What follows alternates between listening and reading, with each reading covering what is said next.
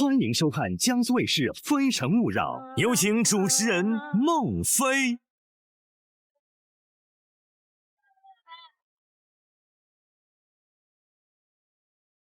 欢迎收看江苏卫视《非诚勿扰》，大家好，我是孟非，欢迎你们，欢迎各位，欢迎黄澜老师、陈明老师，有请今晚24位美丽的单身女生。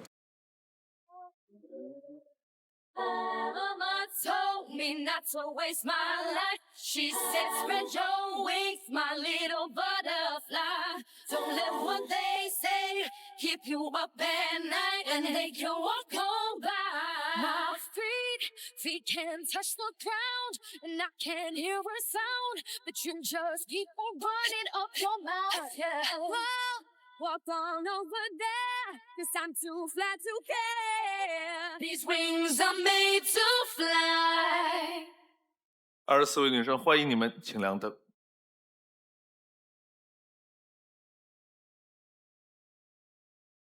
开始今天的节目，有请1号男嘉宾。Can you feel it? Can you feel it?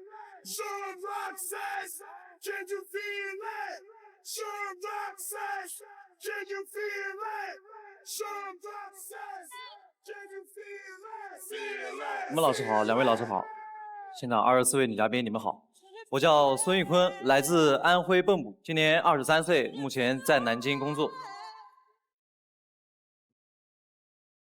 来，选你的心动女生。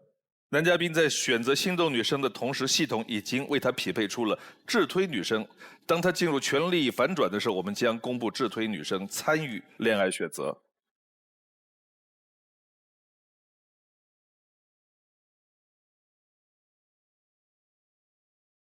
你的第一个问题是，我希望我的另一半可以陪我一起去打乒乓球。3号。男嘉宾你好，我想问一下，为什么只选乒乓球呢？对呀，因为经常下班的时候啊，会和同事去附近的公园去打乒乓球放松。公园里面会有很多的叔叔阿姨，他们很专业啊，会带一些什么绿茶、饼干啊，还有应急灯。他们就属于是什么状态啊？他们一开始会2个人一起去练习嘛，等有一方累的时候呢，另一方就会坐在旁边一直等他结束。结束的时候呢，会和他一起去逛逛公园啊，散散步。其实那个时候就很羡慕这种状态嘛，因为觉得陪伴一个人其实很重要嘛。哦，9号。男嘉宾你好，我想问一下，如果说打得很菜，然后我在旁边看着你跟大爷大妈打行吗？没事，这个我可以教你。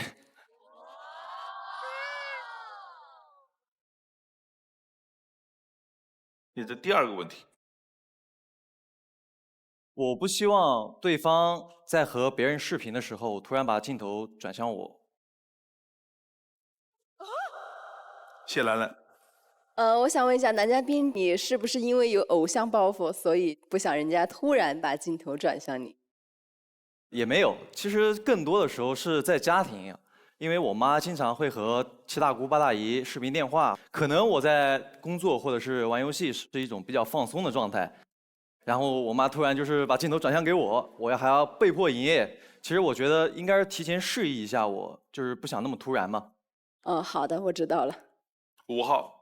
男嘉宾你好，就是我想问一下，你在恋爱过程中，然后你俩正好又可能就是长时间不在一块儿，喜欢跟你视频，喜欢把你介绍给朋友，你会不会有一点点社恐？还好，其实我更多的话还是希望可以融入对方的朋友圈嘛。谢谢。好，来看片子。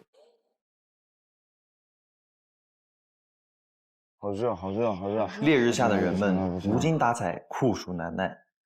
不行了，不行了，不行了！但是随着他的脚步靠近，变凉快了。食堂来了吗？空气中突然传来了一阵清凉。只要他一出现，空气就会凉爽下来。你终于来了！我的个乖，40多度天天，热死我了！我是孙玉坤，是一名冷暖公司的销售。因为职业的关系，我对空调有比较深入的了解。有很多为不同需要特别设计的空调。现在有不少女生会把口红、面膜放在冰箱里面去储存。其实现在有衣帽间专用空调，它能保证女生各种化妆品、包包全部处在最合适的温度里面。因为一直接触智能设备，在我想象美好的一天里家里全都是智能的。早上醒来窗帘会自动打开，衣柜会自动搭配合适的衣服，机器人音箱会播报行程，室内的空调会在回家前调好温度湿度。我本身是学机电专业的，平时有小零件坏了，我都能自己修。以后做我的女朋友这些小事你就不用操心了。工作时我会根据客户的需求介绍最合适的设备。生活中我很享受和朋友们在一起的时光，比起出去吃饭，我更喜欢朋友来家里聚会。有时候每个人做一道菜，谁负责洗碗，通过游戏决定。我们最常玩的就是害你在心口难开和动作接龙。在游戏中如果有人好胜心很强我就尽量让着他。如果有朋友不吃冰，我就会经常买常温的。有人牛奶过敏我也会记得。毕竟聚会还是开心最重要。聚会很快乐，但是加班很苦涩。虽然经常加班，但我的朋友圈很少会发工作的内容。每个人的朋友圈构成比例是不一样的，我的朋友圈里10条只有1条是关于工作的。我希望大家通过我的朋友圈可以了解我的生活，而不是给领导看的。希望可以找到一位女生参与我的生活，成为我朋友圈的女主角。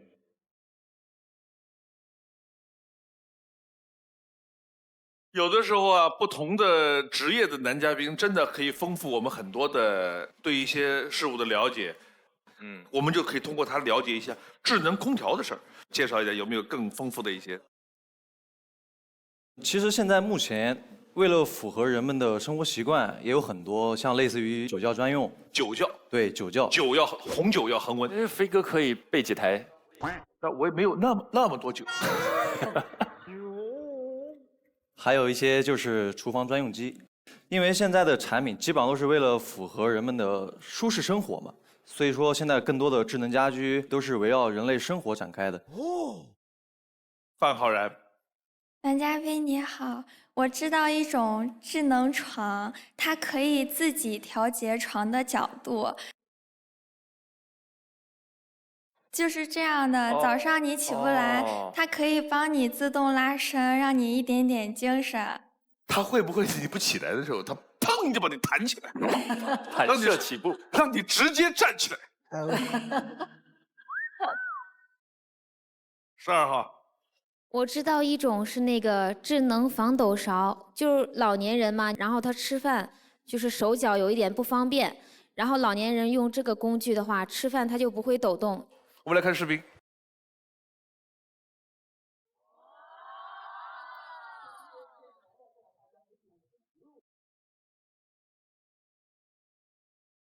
这个好。有没有防抖的酒杯？1号。男嘉宾你好，我刚刚看见短片里说你更喜欢在家里聚会，这点我特别有共鸣啊。刚刚看你说玩那个什么害你在心口难开，那你还有什么其他的在家里聚会的时候可以玩的一些小游戏啊？我们家庭聚会最多玩个游戏，你比划我猜。哎，这是一个老的游戏，但是很有意思，经典款。来，我帮你推荐一个。好的。14号。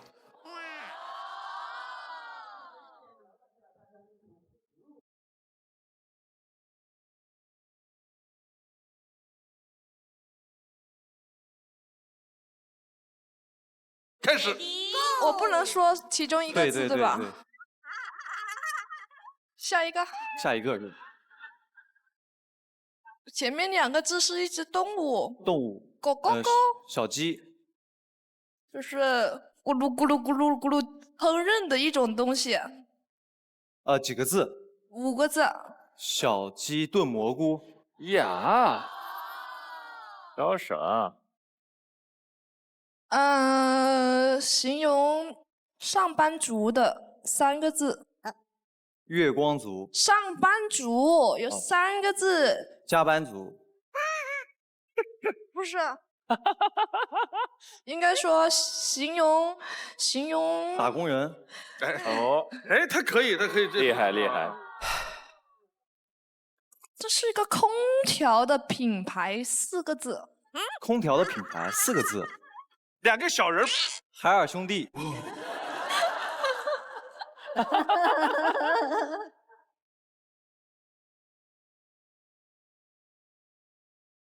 这个就是4个字，一个成语，第一个字也是一个。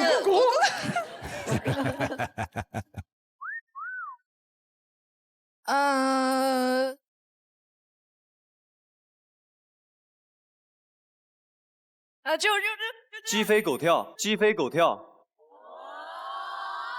哇，这厉害的厉害厉害厉害厉害厉害厉害！让他们俩玩，我们两个啊，我来说好不好？我来猜吗？啊，黄老师猜。 Lady 好，2个字，成年男性特别爱的一个活动，坐着不动。啾，钓鱼。漂亮翻。形容一个人过了50，4个字，成语。最后一个字是10的上一位，个十百，年过半百。漂亮，太棒了。3个字，一个部位，这里。肚脐眼儿。漂亮。2个字，第一个字这个动作。搓。对。搓澡。对。3个字，牛魔王的孩子叫红孩儿。漂亮。4个字，前2个字是一座城市，我们现在所在的地方是。南京。对，后2个字是一个食物。南京板鸭。第4个字对了。南京烤鸭。对。3个字，一种食物。第3个字咯咯咯。第1个字小的反义词。大盘鸡。漂亮。4个字我特别不擅长的部分。哄女生开心，我们一般说她甜言蜜语。哎，很像。第2个字和第4个字都一样。花言巧语。漂亮。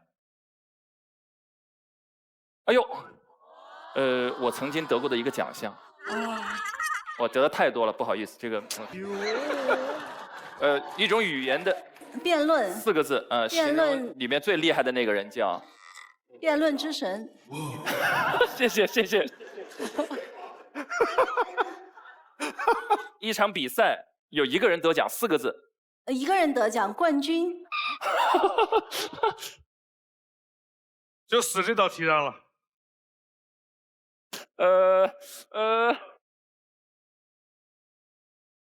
完了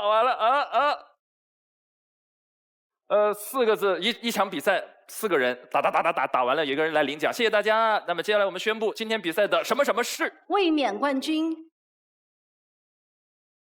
第4个字是这个手。对，第3个字是我们刚才说的那项活动。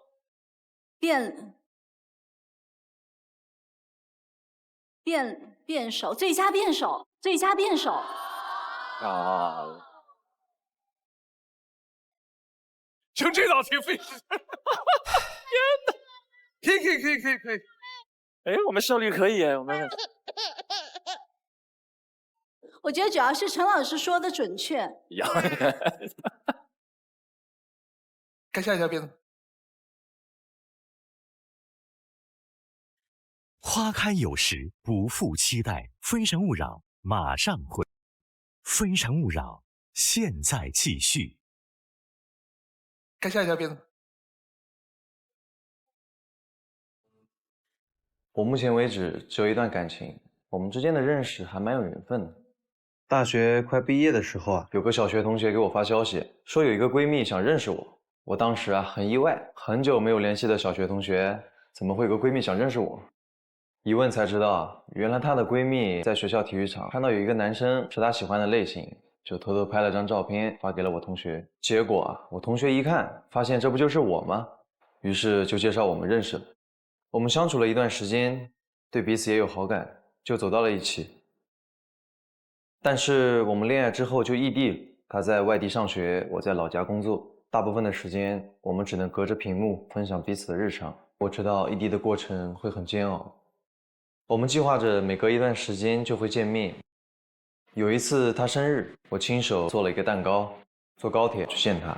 当他看到蛋糕的那一刻，我就觉得之前熬过的日子都不算什么了。我会带他一起参加我的朋友聚会。刚开始他往往都不说话，我就主动找话题让他融入我们，但他不太能加入我们的对话，就觉得比较尴尬。几次之后呢，他也不太愿意参加我们的聚会了。既然我们相爱在一起，我也一直在反思，究竟怎么能够让你自在地融入我们。我也想听听你的想法，我肯定愿意融入你的朋友圈，也希望你能融入我的朋友圈。他快毕业的时候啊，想让我去见他的父母。那你回家跟我见我爸妈吧。我想再过一段时间吧。我才刚毕业，工作也不稳定，他也没确定毕业后去哪个城市工作。在这个情况下，我觉得不太适合去见他的父母。可能我们对于见父母的实际标准不太一样。他觉得只要两个人在一起合适，就要去见父母。而我觉得见家长呢，一定要在双方感情稳定，确定了生活目标和城市打算，有了稳定的工作和经济条件下，才是见父母的最佳时机。因为这件事情，我们产生了很大的分歧，慢慢变得疏远，最后就分手了。希望未来的女朋友不要太强势，不论遇到任何事情，我们两个人坐下好好商量，日子才会越过越好。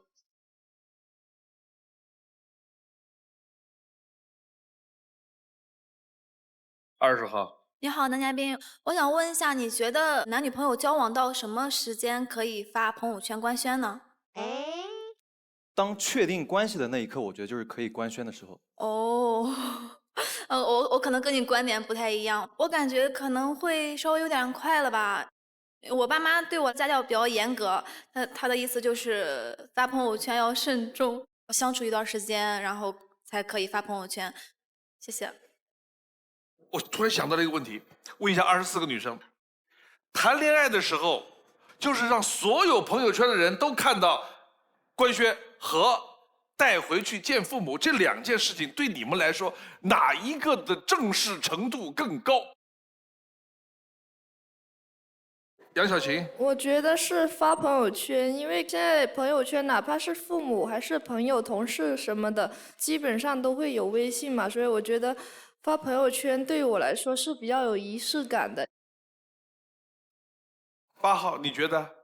对我来说的话，我觉得是我把男朋友带回家见父母会更加的就是正式，但是我对另一半的话，我觉得是他没有任何分组的发朋友圈，更让我有那种感觉。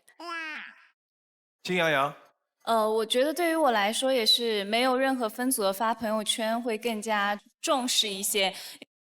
因为对于我来说，如果带去见爸妈，只是我的一个小家，爸妈知道，我们自己一家人知道。但是如果我发的朋友圈没有设分组，那等于说我所有的7大姑8大姨、我的同事、老板全部都知道了。哎，特别对。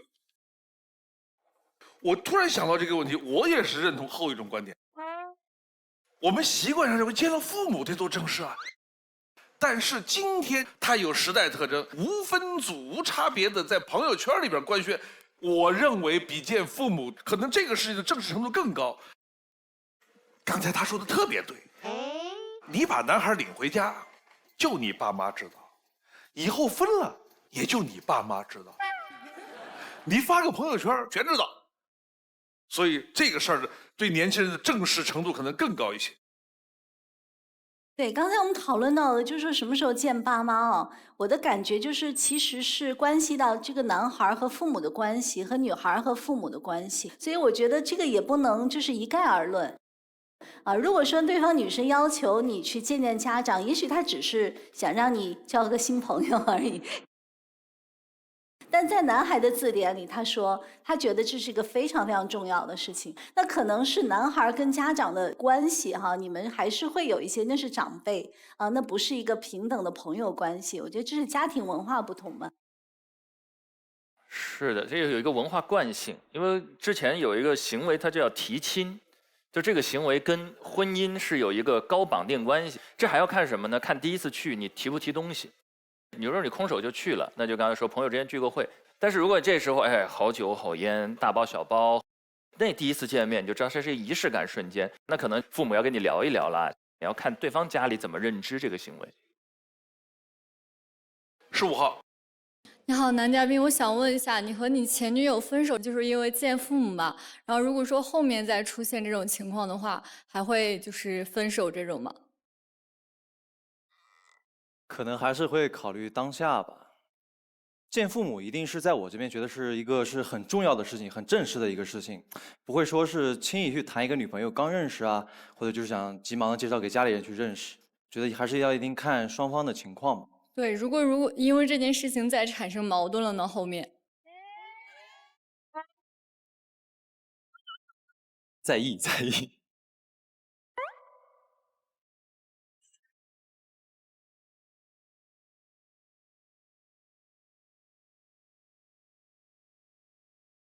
最后一个问题，1号。男嘉宾你好，你刚刚说会带你的女朋友去融入你的朋友圈，相反的，那你会要求你的女朋友把你融入她的朋友圈，你会对她有这种要求吗？正常来说的话，我都 OK。我觉得呢，更多的融入他的朋友圈，可以在聊天过程中听他的朋友去聊一下我未来女朋友的什么状态。我觉得这样多了解还是可以的。那万一他就是比较谨慎，觉得我要自己先跟你相处，我觉得我有继续跟你相处下去的打算，然后我才把你介绍给我的朋友。但是呢，我也不会说去发朋友圈，这种你可以接受吗？可以，可以。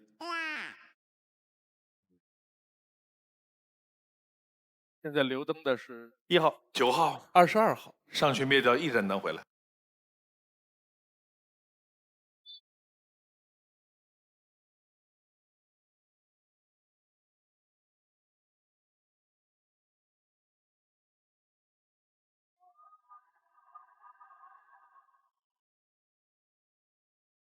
有请1号、9号。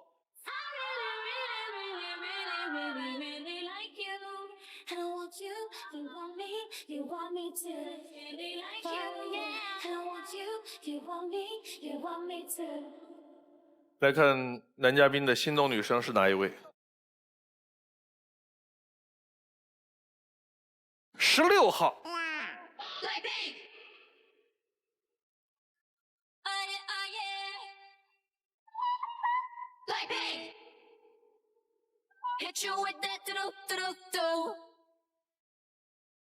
直推。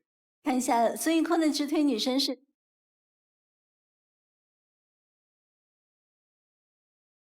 李嘉欣12号。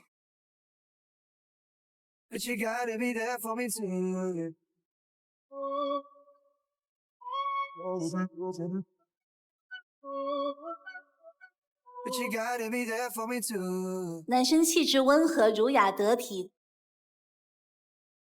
享受岁月静好的稳稳的幸福，而女生呢，气质出众，礼貌得体，感情里会在意自己在对方心中的位置，很在意仪式感的表达。两人之间存在着非常大的吸引力，女生的靠谱认真，在意他人的感受，深深的吸引着男生，而男生的波澜不惊的气质和态度也深深吸引女生，是非常适合牵手走下去的一对灵魂爱人。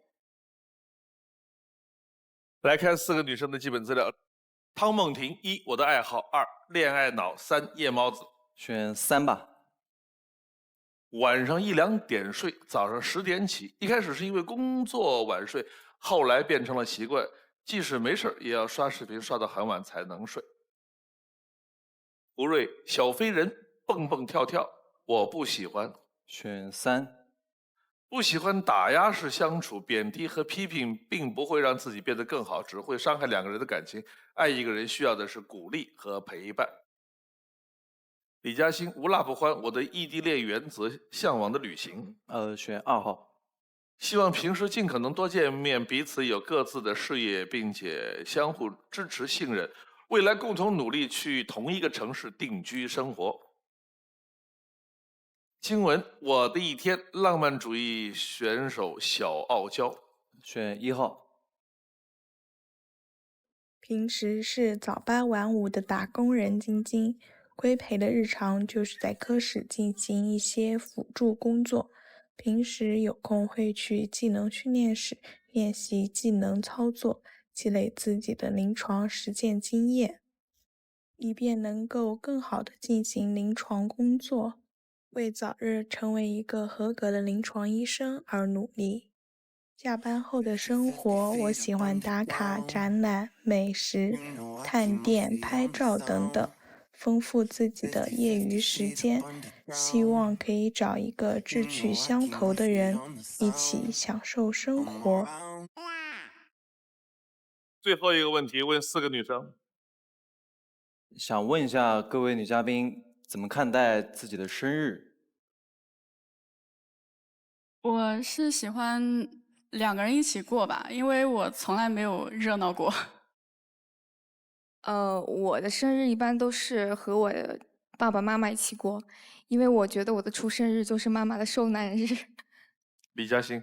我过生日一般也是跟家人一起过，可能就是中午跟家人吃个饭，然后晚上跟朋友一块吃个饭这样子。晴雯。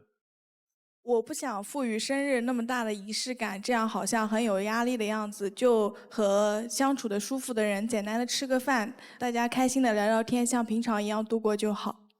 谢谢。好，要做最后的决定了。如果选中间2个女生，有可能被拒绝，你自己回去。另外2个女生，你可以牵手其中一个。你的决定是？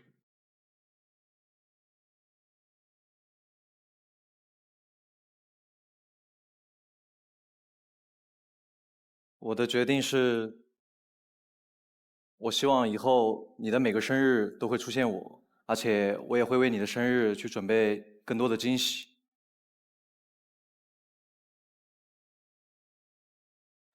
你是对的人，不得不承认，无可取代的认真。我是对的人，最简单的眼神，也勾着我心里的魂。I know that love is true heart. I know that love is true heart. I know that. 我在台上说了，我希望我的另一半可以陪我去打乒乓球。我觉得9号呢，他第一个是对我的要求呢，他很感兴趣，他很想陪我一起去参加。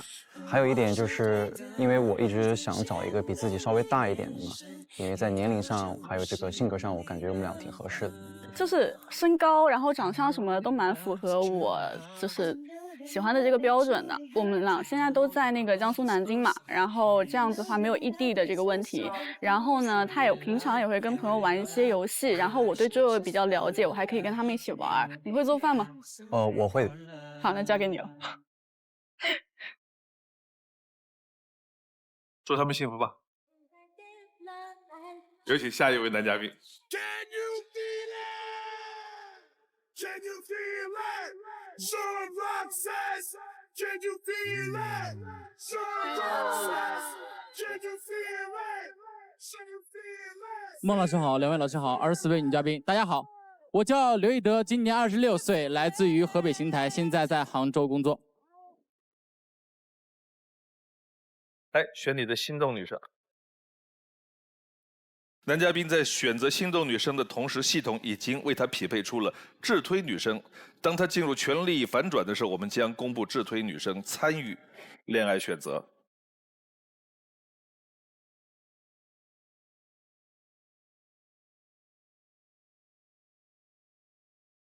你的第一个问题是？我希望和另一半去打卡天河山。天河山在邢台，是不是？是的，天河山是在当地很有名的一座山，牛郎和织女的故事的发源地。哦，当地的人呢还称它为爱情之山。网上还流传着这样一句话：单身汉去了会心碎，情侣去了会流泪。所以说我不想心碎，我想和你一起去流爱情的眼泪。谢谢。就是那个山底下有一条河，对不对？啊，是的。这是自然形成的还是凿的？这个是自然形成的，所以说它是流传着这样的爱情传说。谢来来。男嘉宾你好，我想问一下，这个山如果是爬上去再走下来，需要耗时多久？这个我也没有去过。我听我朋友说啊，大概的话时长是2个半到3个小时不等。我非常喜欢爬山，我爬过的山有黄山，上下步行的，一共花了8个小时，所以这个我觉得不太有问题。好的，那真的蛮厉害的，真的。1号。男嘉宾你好，我可以向你推荐一下，南京有一所寺庙叫做鸡鸣寺，每年樱花盛开的时候，那边都会聚集很多人，樱花也很美哦。这个我有听说过，但是我还没有去过。如果下次有机会的话，可以一起去。好的。南京名气最大的2座寺庙，一个是鸡鸣寺，一个是栖霞寺。哦，你的第2个问题是？我不希望另一半在做饭的时候当场外指导。就是有一次嘛，我的前任当时是什么？就是做一个土豆炖牛腩，有3块土豆，当时我已经切到1块半的时候呢，他跟我说了一句：“你土豆切这么大块，怎么能煮得熟啊？”让我要求剩下的1半土豆切成小块的，他就让我切这么小的土豆丁啊。后面的话还发生了很多，比如说佐料的问题等等一系列的做饭问题，让我有点难过。就是我说我在做饭的时候，你在旁边当一个小公主就好了，这个厨房我自己全包就 OK。吴瑞啊，你好，男嘉宾，我想问一下，你会做哪些菜？土豆炖牛腩、酸炒萝卜丝、清炒腐竹啊，还有感觉是一个贯口开始了。就大菜你会做哪些？爆炒猪肝可以吗？也算。爆炒猪肝算大菜啊？3分钟就起锅了。那什么叫大菜啊？佛跳墙。哦佛跳墙有点难了吧？对呀。网上有卖的，一拆一加热就好了。佛跳墙原料一个佛跳墙，来看片子。我是刘义德，是一家电商公司的直播策划专员。进入职场以来，我一直是一个存在感很低的小透明，一直默默提升着自己的能力，希望获得同事们的关注。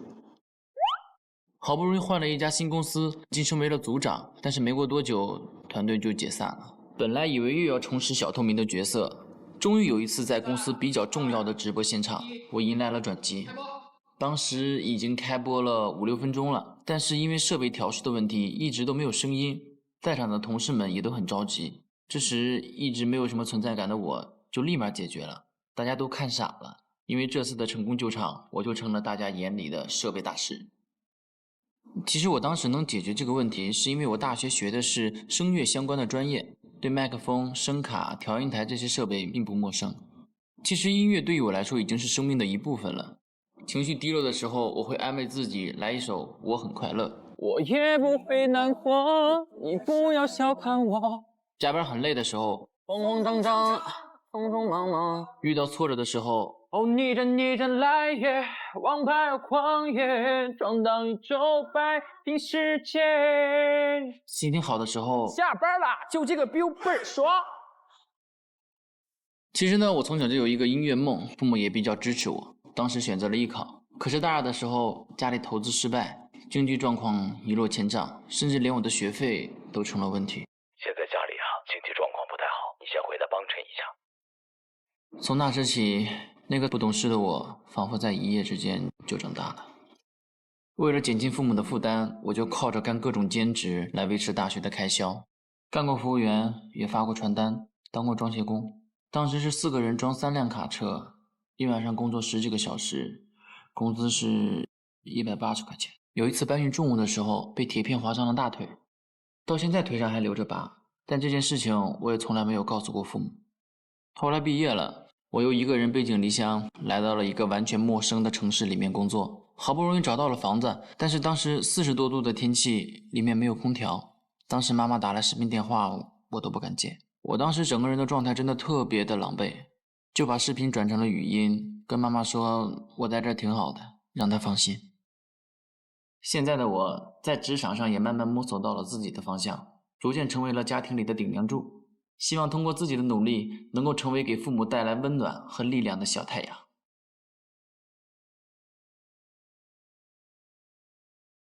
李丽，男嘉宾你好，因为我听你是在杭州工作嘛，然后我也是在杭州的。因为我们有一句话叫做"你一句春不晚，我就到了真江南"。我想问一下，那你会为了一个人就是留在这座城市吗？因为我来到杭州工作2年多的时间嘛，所以说我打算是在杭州这边长期的去发展的这样一个状态。好，谢谢。17号，男嘉宾你好，我跟你有一个共同点，就是我也喜欢自带 BGM。我每天晚上睡觉的时候都会听那种 emo 歌，边听边哭，就是在被窝里。是的，我有的时候心情不好，我也会听这样的歌。那你既然都来了，你就给我们唱一首吧。那我来一首《漂洋过海来看你》，可以吗？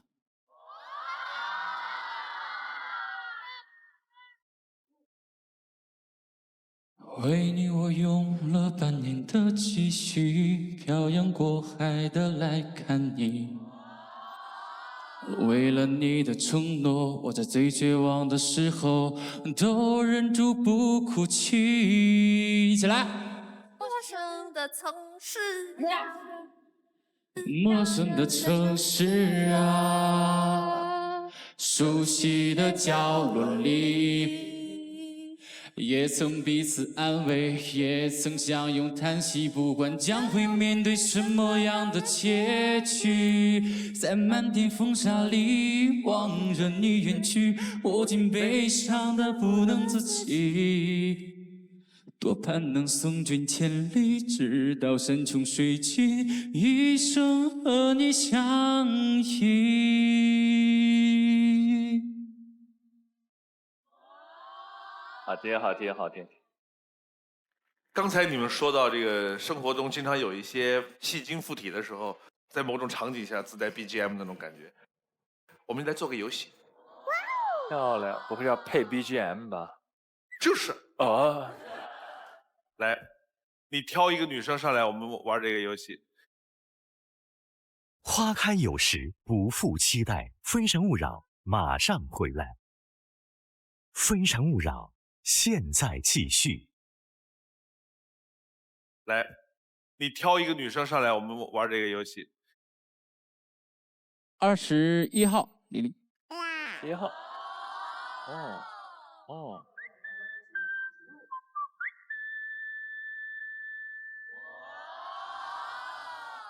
第一条，我们打开。第一条，哎。好。哇。发现闺蜜和自己暗恋好久的男生在一起了。你想上了，我感觉。来，这是你来。我爱你，你却爱着他，这场游戏我真的累了。好像挺搭的。这首我想到另一首。你哪首？你爱我还是他？这个是唱给闺蜜的。好，来第二条。中彩票了。发现中彩票了。好运来。恭喜你发财，恭喜你精彩。过年了，这是。再来一个。喜欢的明星塌房了。我的天哪！多么痛的礼物。凉凉。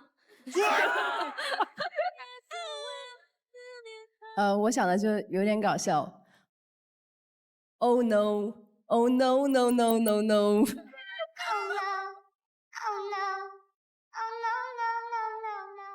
好，来，我们还有2道题。早晨照镜子发现自己秃了。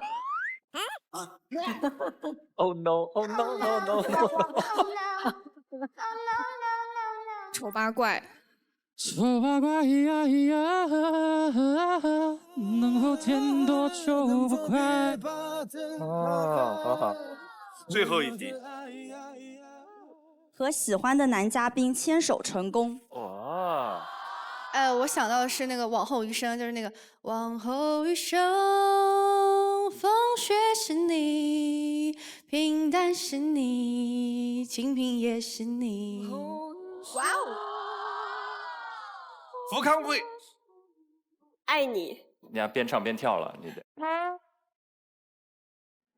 在我的心里，你是否就是唯一？是否就是唯一？爱就是有我常伴着你。看下一条。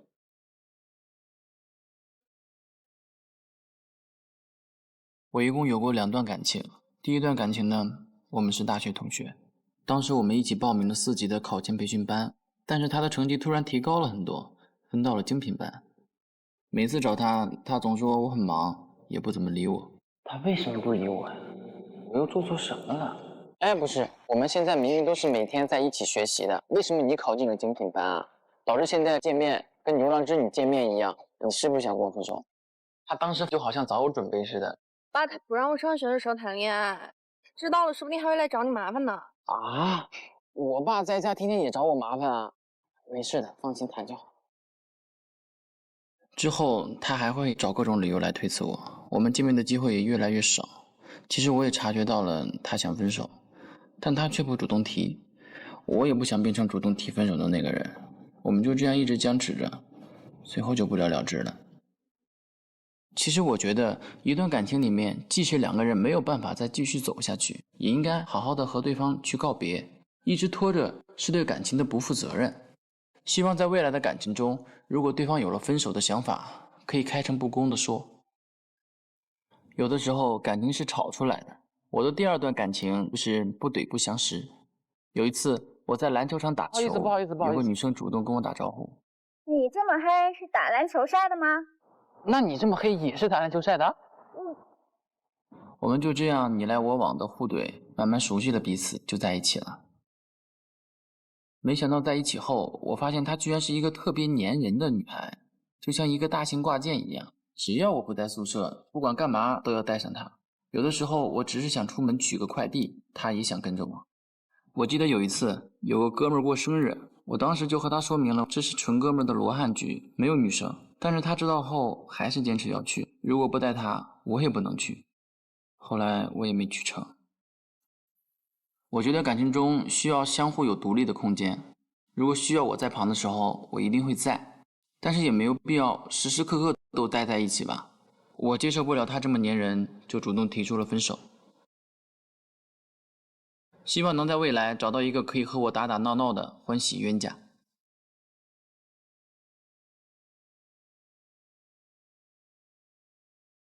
15号。男嘉宾你好，我想问一下，你刚刚说不喜欢那个粘人的女生，那你感觉如果每天给你发很多消息，然后你没有回复的话，这个女朋友生气算是那个粘人吗？我觉得不是，因为我的工作的话，可能就会突然之间要处理设备啊，不会马上秒回你的消息，但也希望去理解，我不会觉得烦人的，我相反我会很享受这种感觉，有人被关心，有人被爱的感觉。谢谢。哦，谢谢谢谢。我想问一下，场上的女生觉得自己是比较粘人的女生举手，我看一看。注意看一下啊，她们觉得自己比较粘人，觉得粘人超过刚才片子里边那个人形挂件儿。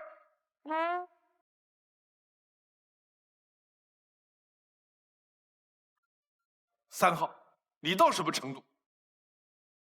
就到刚刚孟老师说的那种程度。男嘉宾你好，我叫宋子玉，今年25岁，来自湖南株洲。因为我是一个没有安全感的人，然后如果男生长期待在厕所，我就会觉得感觉像在做一些什么不太好的事情。那我很好奇，那像你有这样的习惯，你会有个小期待吗？就是他也在旁边陪着你。会。我就是吃饭的时候，我都希望他是靠在我边上，然后坐着2个人吃饭。你的上一个男朋友谈了多长时间？3年。哇！8号。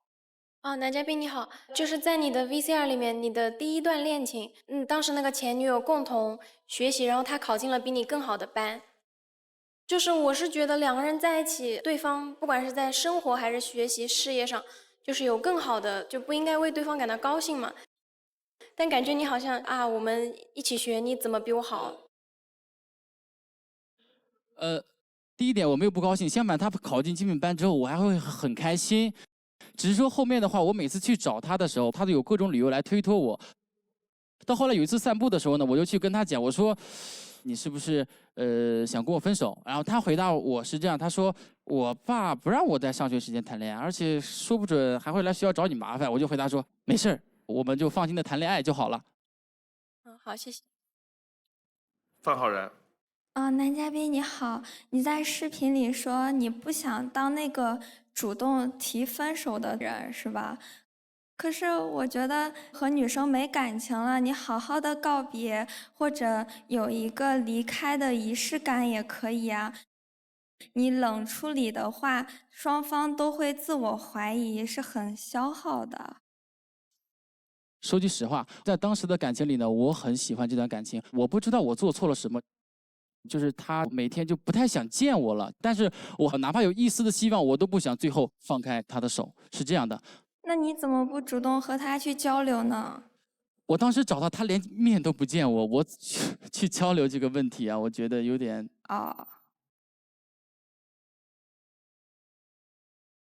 傅康慧。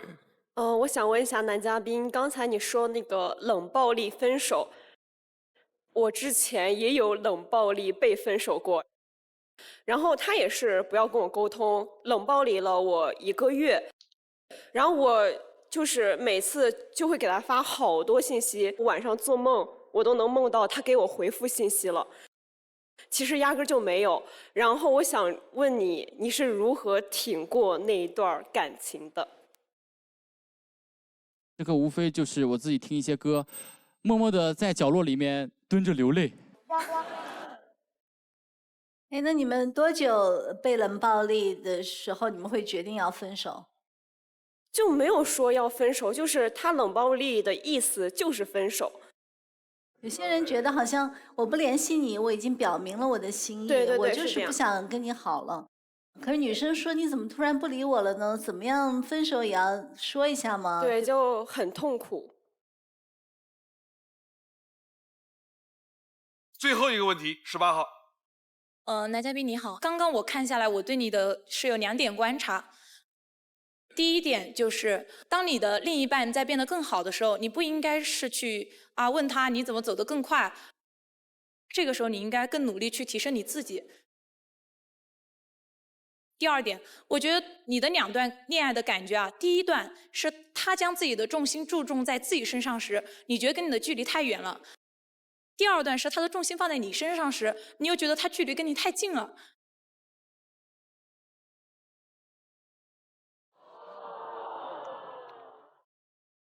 OK， 我首先回答一下女嘉宾的问题啊，就是我觉得感情里面2个人共同进步是很重要的一点，但是他是有各种理由来推辞，我就很明显能感觉出来这种状态。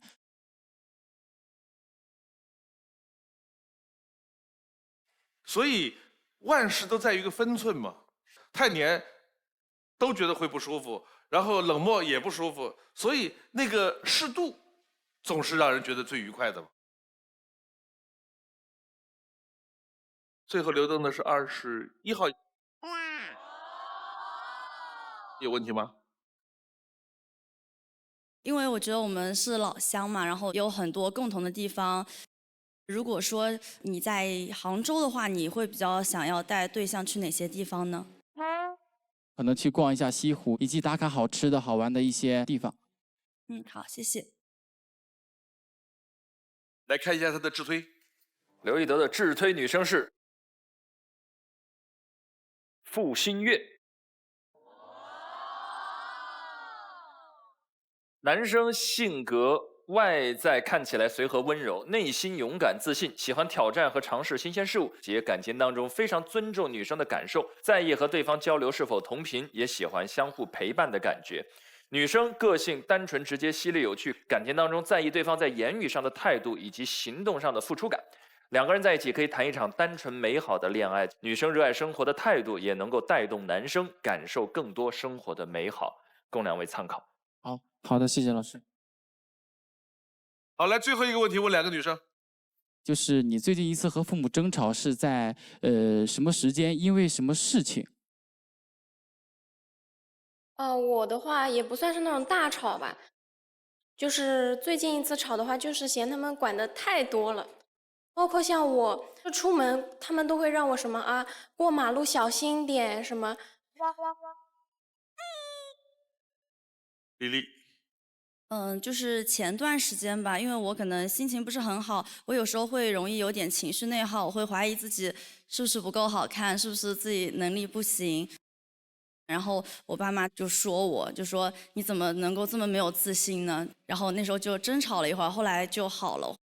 所以我现在就比较喜欢做一个乐天派。如果说有别人说你不好，你要证明给他们看，你要过好自己的生活。好，谢谢。你要做最后的决定了，你要选8号，有可能被拒绝，也可以牵手21号，也可以自己走。你的决定是？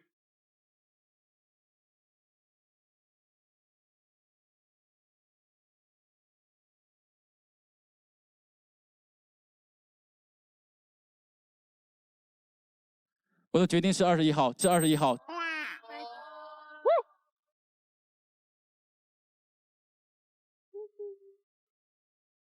我们再来看一看男嘉宾的心动女生是哪一位？哇！酷！所以你看，刚才玩游戏的时候，他点的是21号上来。对。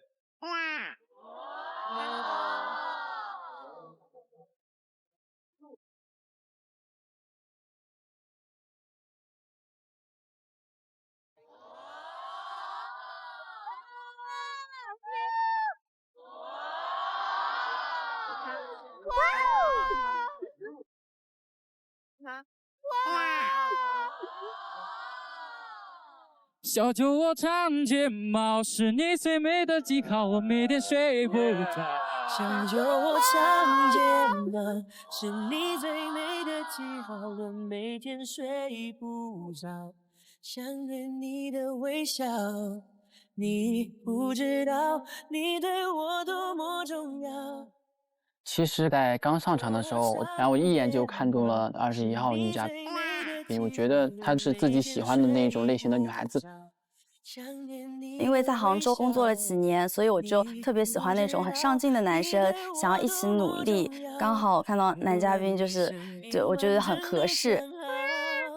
你看我上台那个状态，下台之后就直接飞过去，赶紧去见，生怕跑了。当我看到他奔向我的时候，我的内心就砰砰砰跳，因为我觉得被人喜欢、被人看到是一件很重要的事，而且也是让我很心动的事儿。我就感觉世界充满了爱。我就是觉得很多时候很奇妙的，就是往往你心动的那个人，也是最后给你留灯的那个人。是的。就这样的几率还挺大的，就不得不让人相信爱情啊。对，这种模式最常见就是相似性的吸引，就是双方突然像镜像一样看到了某种自己的投射，然后那种懂的成本就会大幅下降，所以其实是一个桥梁。祝他们幸福吧。有请下一位男嘉宾。Can you feel it?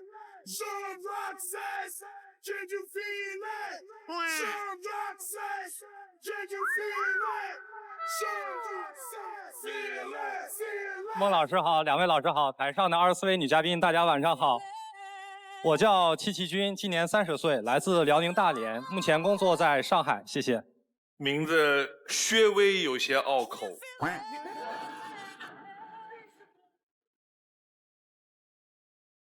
来选你的心动女生。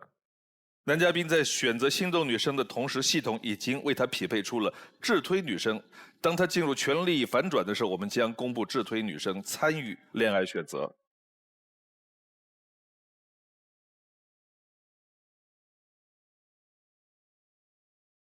你的第一个问题是？我的第一个问题是我希望另一半学会冷脸。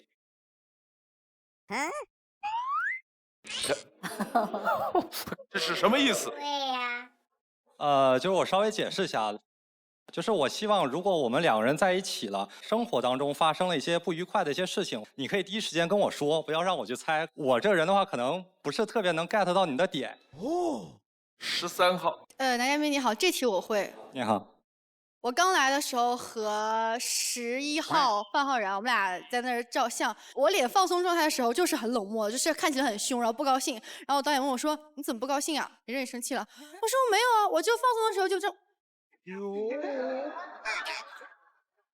敷个白脸。对啊，就没有在摆脸，真的就是放松的时候就是看起来不好讲话。所以你就平时就是这个样子是吗？不是啊，我经常爱说你笑一下啊，行，笑一下。我跟他有类似的地方。我平常都嬉皮笑脸的，任何人只要一给我照相，我的脸马上就收成有人欠我钱的样子。Cool。我所有的照片就没有效果的，除非你是属于节目当中抓拍。为什么呢？你觉得那样比较帅吗？对呀。不是紧张。自己控制不住自己。22号。男嘉宾你好。你好。我是22号王楠，我来自山东青岛，然后我之前是在大连上过学，上了3年，然后我是在上海有实习过。哇哦！然后很高兴见到你。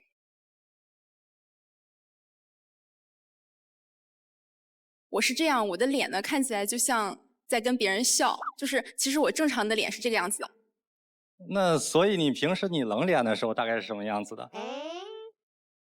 我冷脸的时候就是，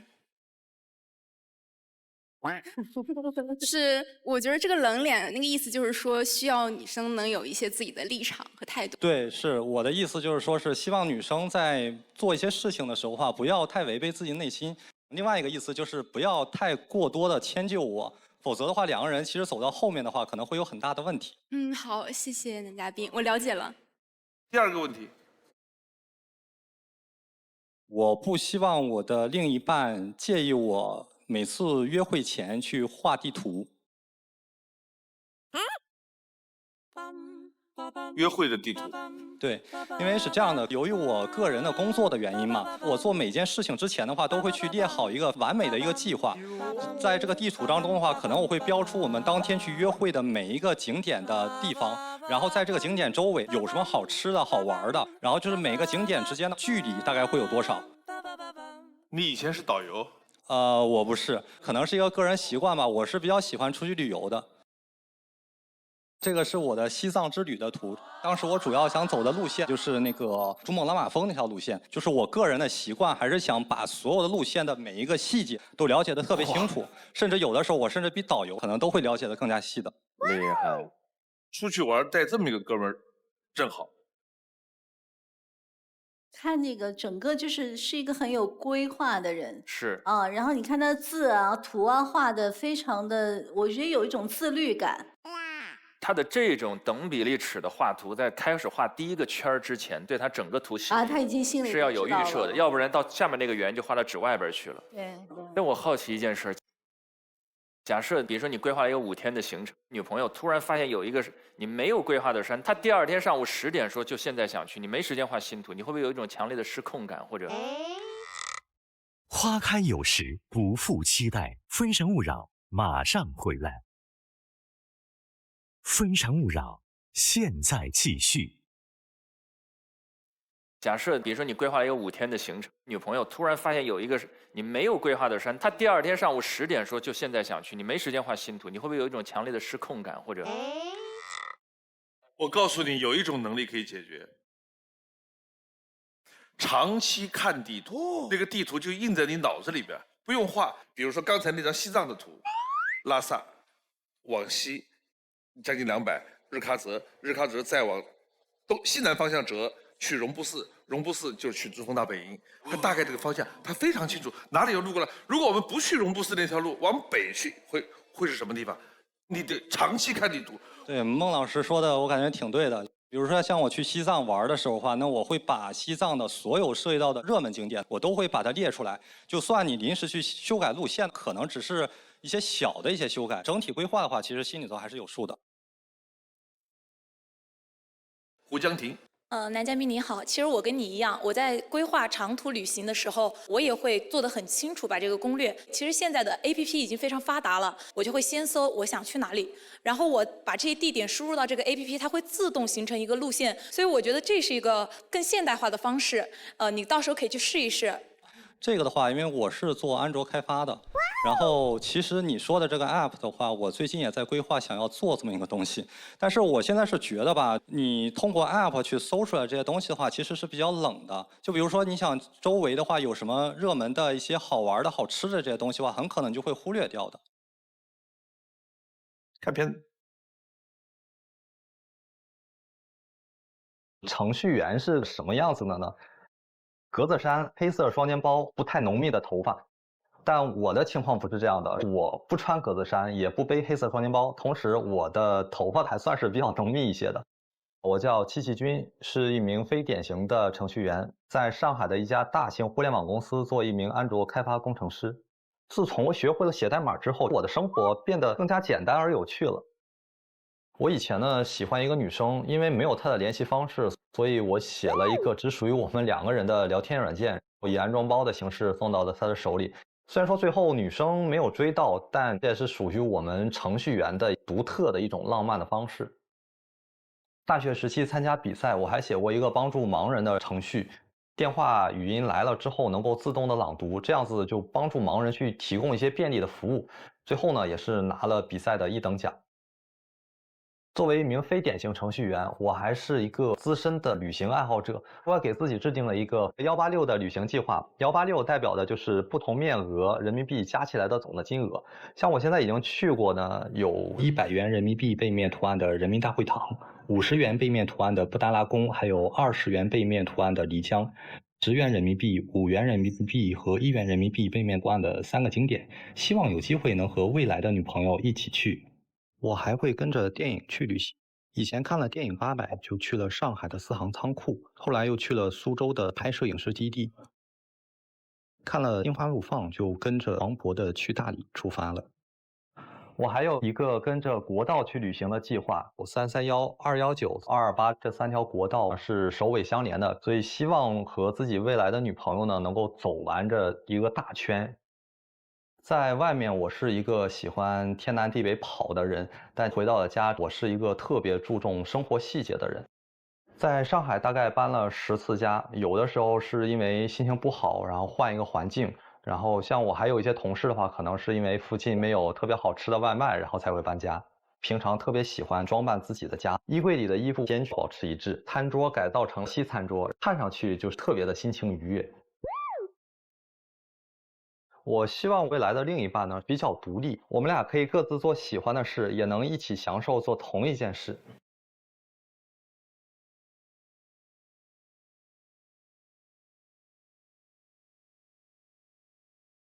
人民币那一套背景的地方，辨识度没有那么高的。你看人民大会堂那个什么布达拉宫、西湖，一看就知道，只有一个地方的辨识度没有那么高。就是夔门哦，这个地方我目前还没有去，是进三峡的第一道。夔门天下雄，从夔门进去就进了三峡了。以后记得这个。哦，后面会去的。乌江亭。男嘉宾你好，就是我一直有一个想法啊，我觉得就是要将这个地球走遍，然后将有意思的地方都打卡到，所以这些点我是非常跟这个男嘉宾很相似的。我很喜欢旅行，然后还有一点就是我看到你很喜欢那个居家的布置，我觉得把自己的家打扮得温馨，心情会变得非常的好，所以我在这一方面我觉得跟你是有一些共同话题的，可以关注一下我。好的，好的。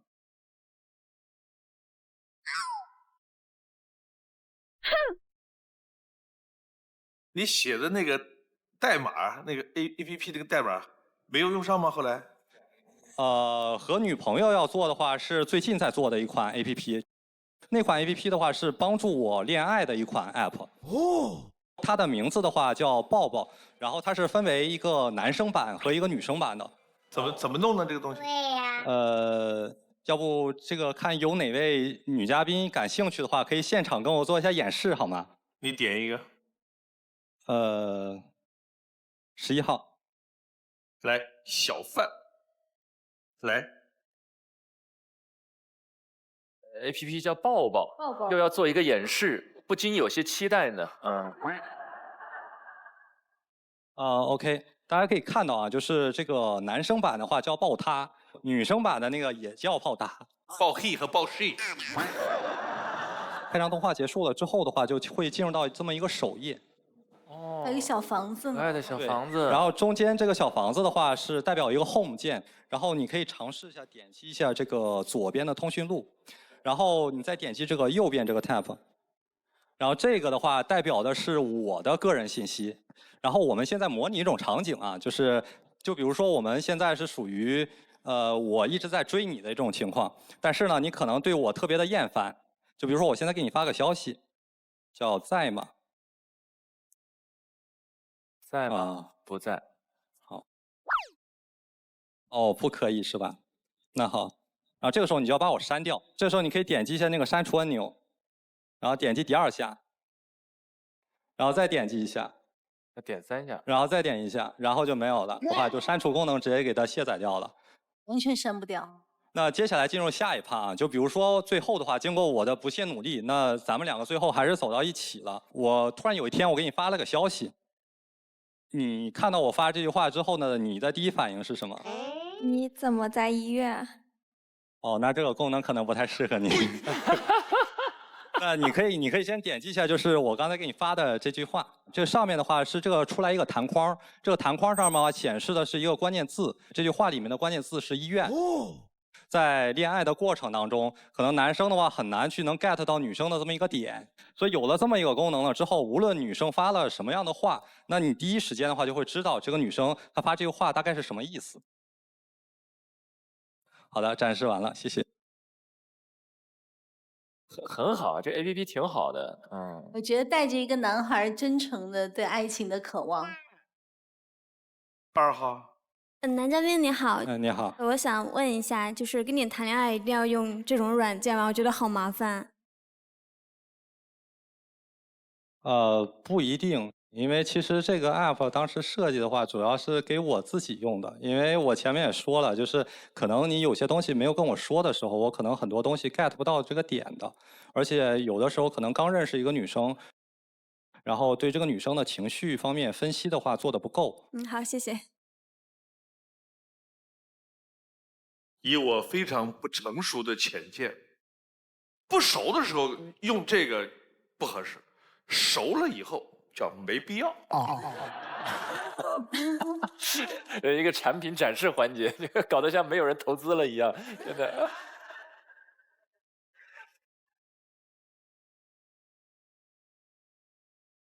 你搬了多少次家一共？我到上海大概6年，搬了有10次家左右的样子吧。可能是因为我个人的原因吧，就是我比较喜欢就是去接受不同的这种环境。你的工作啊、生活呀，可能都是一成不变的。那你唯一能变的就是你可以控制了的一些东西。这个是我的客厅，然后旁边是餐桌，然后上面还有只我家养的一只小猫。我特别喜欢的就是我这个餐桌，然后旁边那个红酒，就是希望将来有一天的话，能有另外一半的话和我一块儿共进这个烛光晚餐。然后这个的话是我最近搬了一个家，那个是猫的跑步机，就是我会带着我家猫一块儿锻炼身体。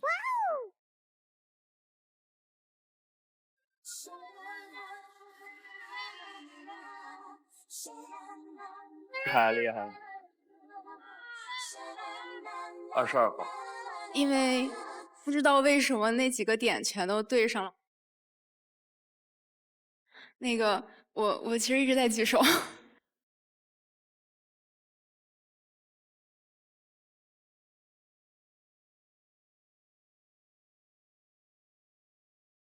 然后那个是这样的，就是我刚开始你晒的那个人民币，就是那开始的3个数字我也都去过了。第5个泰山，因为我是山东的，所以我去过。所以我觉得可能起步我们可以考虑从泰山开始。可以啊，等有时间的时候可以一块儿去山东那边。对，然后第2个就是我是一个喜欢创意的人，我也不喜欢生活是一成不变的。然后我给自己家里的我的设定就是红酒啊、烛光啊那种，然后我的头像也是这样，就是那是我自己家里的真实布置。哇，然后就是那个 app 的那个内容，我就特别想找一个这个 app，就能够两个人单独聊天、看电影或者怎么着的。哇，这个对上了，对上了。我还有要补充的，我是一名设计师，我平时喜欢画手绘，然后那个我其实看到你手画那些东西，我挺有意思的，我觉着可以以后在里面再配点图啊，做一个什么日记手札之类的，我愿意去配合你做这件事情，并且给它涂上颜色，谢谢。其实是有的，只不过今天这个节目当中可能没有展示出来。哇，从此你的地图不再是黑白的。来看下一条。我目前30年的人生里只有一段感情，这段感情现在想起来的话，会让我觉得自己有很多不太对的地方。也许人总要经历一些事情才可能会成长吧。大学的时候，有个女孩总是偷偷的关注我，有一天她还托我的同学要了我的联系方式，我们就认识了。相处一段时间之后，发现她是比较依赖别人的性格。其实我比较喜欢的女孩是那种比较独立的，我当时对她没有那么心动，只是因为没有谈过恋爱，对她又没有坏的印象，尝试着相处，慢慢的走到了一起。确实在我们的感情当中呢，也是她更多的迁就我一些。那个时候我很喜欢看动漫，我总是拉着她陪我看，虽然说她不太喜欢，但是每次都妥协。看到一些精彩的地方我就很激动，但是她就没有反应，我那个时候就会觉得她怎么这么不走心啊，我就不高兴。我们的感情持续了3年多，临近毕业的时候她准备回老家，但是也是因为喜欢我一直没有开口提分手。我知道她很难说出分手的话，我也不想让她不开心下去，加上我们对未来的规划不一样，我就主动的结束了这段感情。当时第一次谈恋爱，自己也不够成熟，也不懂得去换位思考。如果再谈恋爱的话，我再也不会让女生受委屈来迁就我自己。前2年也有朋友帮我介绍过一个女孩，当时也想往恋人的方向去发展。刚认识不久的时候，一起吃东西，聊着聊着，她突然对我说：“我们逃单吧。”其实她是开玩笑的，但是我是认真了，这不太好吧？气氛就有些尴尬。这次约会之后呢，我感觉自己表现太差了，就到网上学了很多小细节，比如说过马路让女生走内侧，吃饭的时候先给女生拉座位，果然还是很有效果的。但是后来女孩有个习惯我很不能接受，她总是在我很忙的时候给我分享她每天遇到的各种的事情。她会觉得2个人之间的分享欲是非常重要的，但是她的这种分享欲太影响我的工作了。我忙起来顾不上回复她的消息，她就会着急的发更多。我也不太想去改变她的这个想法，所以我们最后也就没有继续再往下发展。我喜欢有自己的目标、有自己独立想法的女生，希望遇见你，开始一场旗鼓相当的爱情。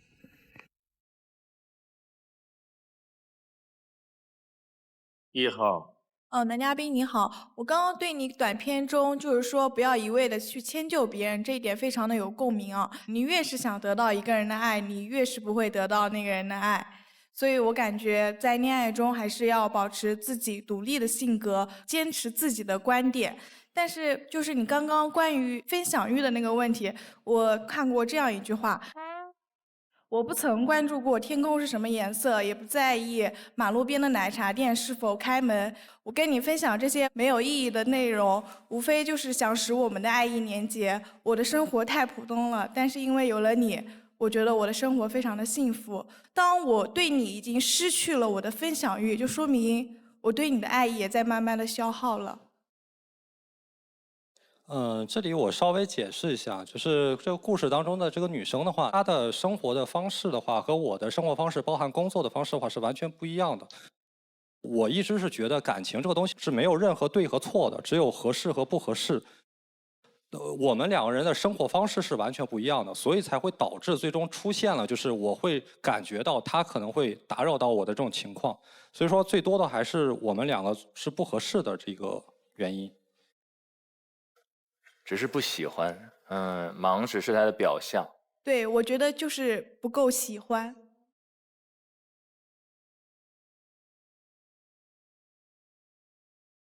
最后一个问题，4号。男嘉宾你好，你好我也是东北人，然后我现在在杭州工作，然后我听你说你幻想过以后的生活，就是跟未来的另一半，喜欢两个人对面，然后做自己的事情。其实我曾经也幻想过，就是两个人在一张桌子上，然后我做自己的工作，你做自己的工作，所以我觉得这一点还跟你挺像的。好的好的。现在留灯的是4号、18号、22号。上去灭掉，一盏灯回来。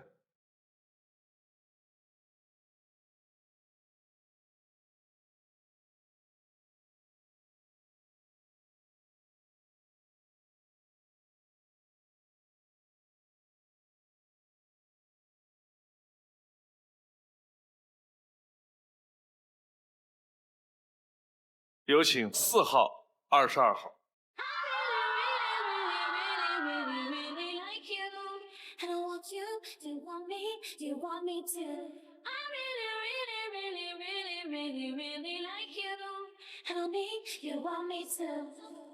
男嘉宾的心动女生是哪一位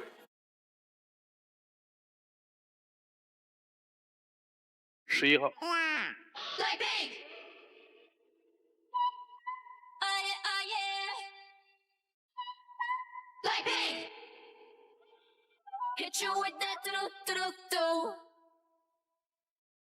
智推，他的智推女生是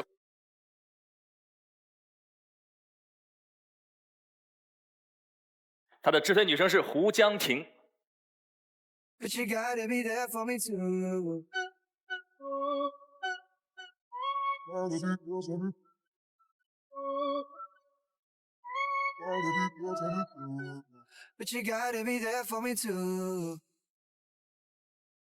男生性格认真负责，儒雅绅士，彬彬有礼，温和善良，有爱心，感情上非常顾家，有主见，有目标，不怕竞争，感情当中更追求精神上的共鸣。女生积极努力，善良大方，认真负责，不爱纠结，喜欢认真可靠，做事能商量，懂生活情趣，有仪式感的男生。两人都非常顾家，男生的博学多才会让女生欣赏，女生的善良协作也让男生舒适，是非常稳定的一对恋人。是大数据的观点，供我们的安卓工程师参考。来看女嘉宾的基本资料：王楠，小太阳，小脾气，创意达人，你选一个。小脾气。2，对于自己认定的事，具有不到黄河不回头的毅力和态度，坚信自己可以做得好。范浩然，憧憬的恋爱，美食女孩，泪流成河。憧憬的恋爱。1，希望以后的生活充满了恋爱仪式感，且双方能够一起过各种节日，还想和未来的他一起去读博，重新感受一下校园恋爱。吴江婷，希望遇到生活日记，我的爱好。生活日记。Hello， 大家好，我是胡江婷，是一名来自乡村小学的教师。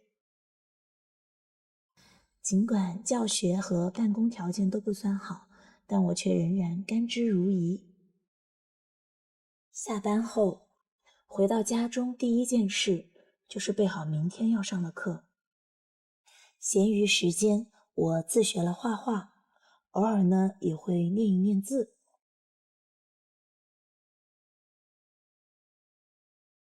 舞蹈让我这个普通的女孩也能变得闪亮起来。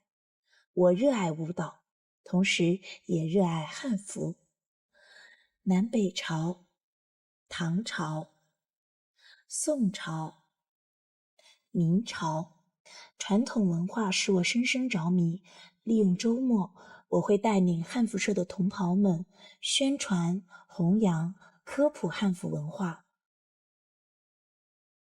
穿着汉服策马奔腾的感觉真的超酷。希望大家有机会和我一起去体验传统文化的魅力。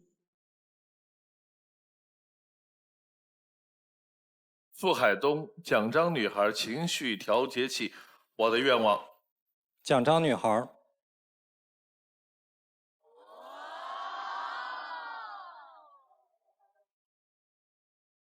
我因为是从10岁就入伍，去年刚退役，就是有这样的机会可以立部队里的2等功和3等功，就是也算是比较幸运的。来，最后一个问题，问4个女生。可能我这话题又回到了我的程序里面了，就是如果说我们后面的话共同维护我们的这个程序，那你们更需要的是个什么样子的？先把客户需求对了解一下。添加什么功能？我其实因为我家里养了一只猫，那只猫刚生了4只很可爱的小猫崽儿，然后因为我去工作什么的，然后就没有时间照顾它们。我想能不能就是给猫去就是叫外卖啊？当然它是一个小程序，可能也不能算是一个 app。我就是觉得我能够为这种一点点滴滴的小创意点去做一些这样的灵感性的小东西，我觉得很有成就感。我希望能成为参与者。哦，没关系，小程序我也会。谢谢。范浩然。就是像那种 QQ 农场，然后我们2个一块儿种菜、摘菜，然后买种子，然后盖房子，在房子里就是把房子装修的特别好，还有一些比较好看的装修需要付费，然后去购买去装修的那种。为什么要付费呢？这样你赚钱呀。好的，好的。就是你刚刚说，你在很忙的时候，然后你的女朋友就在很忙的时候不停的给你分享。我是觉得你这个 app 可以加一个功能，就是我在很想对方的时候，我又很忙，可能就悄悄，然后那个手机在另一方也会感受到这个震动，不需要回复，你就可以感受到对方对你的想念。我觉得这是一个可行的一个功能吧。这个功能其实刚才已经做了，但是没有时间演示出来。就是你这边连续晃动3下手机的时候，我这边就会收到你的提醒，而且我会看到你当前的定位的。哦。因为我平时健身比较多，然后最近也想减肥，所以我想就是能设置一个在我平时吃东西的时候可以帮我计算卡路里的一个 APP。谢谢。最后爆灯的王楠。那个我不知道为什么，就是从你一出场开始，然后就是心就动了一下。后来发现，就是从你的视频里面的西藏、桂林这几个地方，我发现我都去过。然后再往后的话，就是讲性格啊，或者是讲那个 app 什么方面的这些点，或者讲个人的一些喜好方面的，然后我觉着也大致是契合的，所以我就觉着我没有理由不站在这里。对。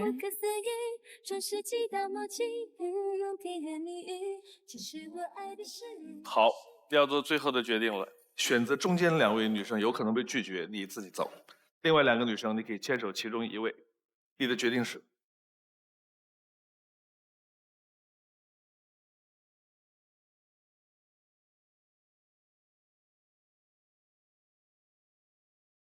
花开有时，不负期待。非诚勿扰，马上回来。非诚勿扰，现在继续。好，要做最后的决定了，选择中间2位女生有可能被拒绝，你自己走。另外2个女生，你可以牵手其中1位，你的决定是？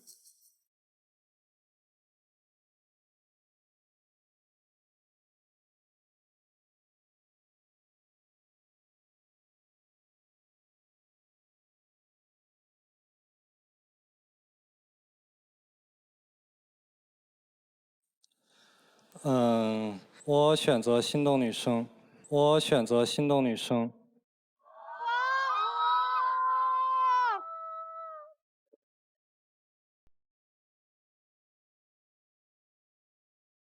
3位女生请回。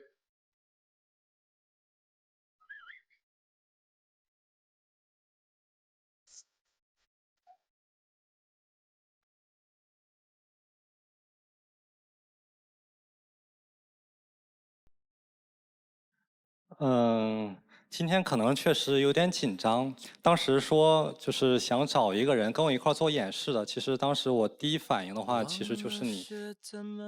要不这个看有哪位女嘉宾感兴趣的话，可以现场跟我做一下演示好吗？11号。忽然间发现自己。其实，在参加这个节目之前的话，其实我就已经看到你了。我的话，希望的女生是相对于独立的。我之所以选择你的话，是因为我觉得我们两个人的性格的话是比较契合的。对，我也不知道该说什么其他的东西了。谢谢。好，3号人。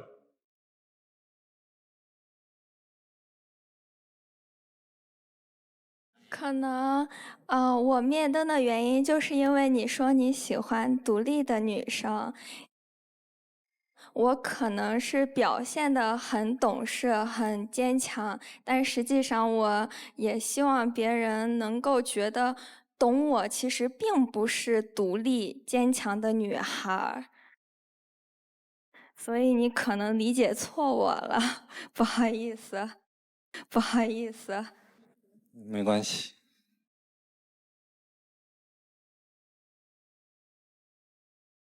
很遗憾。可惜不是你陪我到最后，曾一起走却走失那路口，感谢那是你。非常感谢22号女嘉宾对我的喜欢，但是可能目前的话，我们确实不是适合在一起的。我这个人的话，也是一个比较坚持自己想法的人的，就是想选择我自己内心深处最喜欢的一个女生。我的话可能是有的时候比较理性，但有的时候比较感性的一个人的，希望找到一个能够和我自己性格相互补的这样的一个女生。我跟陈老师料的完全没有错。对对对，我们猜他一定会坚持心动，然后心动一定会拒绝他。这个男孩是一个爱看动漫的，其实30岁，但是还是停留在某一个很小男孩的状态。他喜欢温馨的家，他喜欢做一些有趣的事情，画一些图。所以我觉得范浩然可能符合他的某些审美，但是他的确真的不了解你，因为你是我们台上，比较算不独立的女孩。